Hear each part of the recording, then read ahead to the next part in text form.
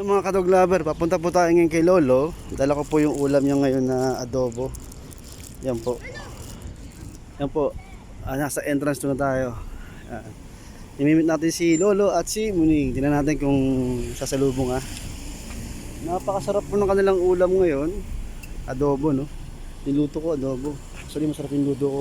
Pero mas masarap akong magmahal sa mga aso syempre. Ayun na. Nakita ko na si Lolo. Nasa kali. Lolo!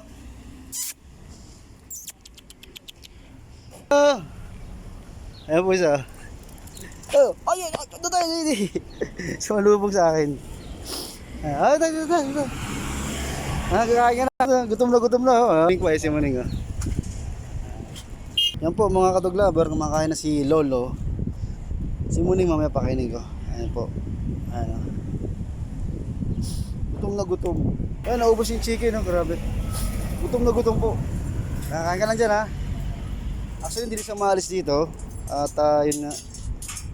Dito na siya naglalagay. Mas okay pa kahit pa paano may lilim. Ayan si Muning. Muning! Muning kumakain na. Tumakbo. Ayan, good na. Naubos niya Yun lang po at maraming salamat. See you on my next video po. Salamat po. God bless.